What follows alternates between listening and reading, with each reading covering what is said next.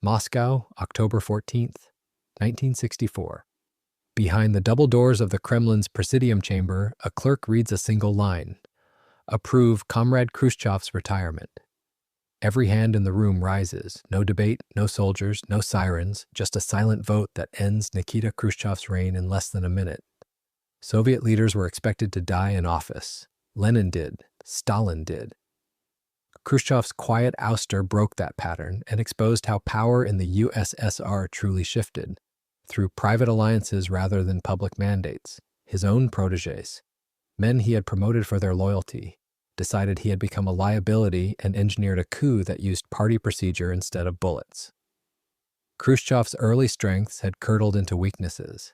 His 1956 secret speech condemning Stalin's terror made him the face of reform, but the ambitious experiments that followed sowed confusion.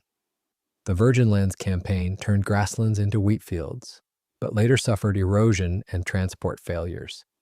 The so-called Ryazan miracle met impossible meat quotas by slaughtering breeding stock, leaving store shelves bare.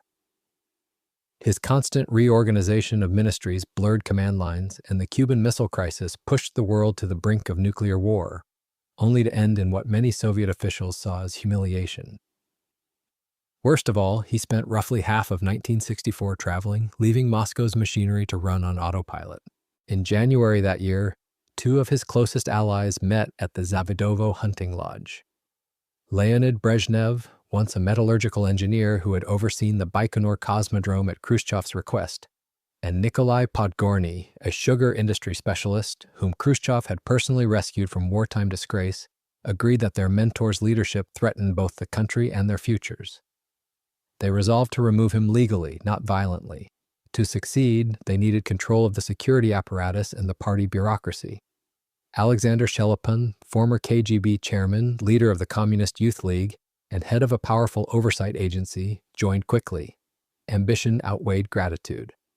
His protégé, current KGB chief Vladimir Semychastny, followed suit, ensuring the secret police would stand aside. Throughout spring and summer, the plotters quietly won regional bosses by promising stability and an end to chaotic policy swings. By August, Moscow's political landscape looked calm but was ready to detonate. The accidental trigger came when Khrushchev mused aloud that older officials might retire after the next party congress. Brezhnev heard a warning. He and Podgorny could be dismissed first. Days later, Khrushchev left for a holiday in Georgia. The conspirators set their deadline, strike, before he reshuffled the leadership. While he relaxed in the south, Semychastny kept the KGB watching known loyalists, and army units were told that routine exercises prohibited any troop movements.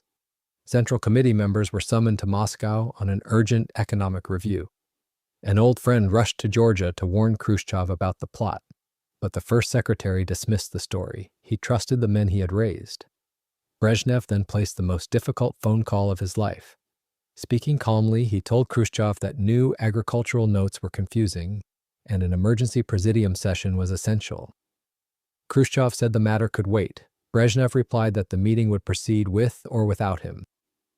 Realizing something had shifted, Khrushchev agreed to fly back at dawn. Yet he called neither the army nor the guards. Confidence blinded him.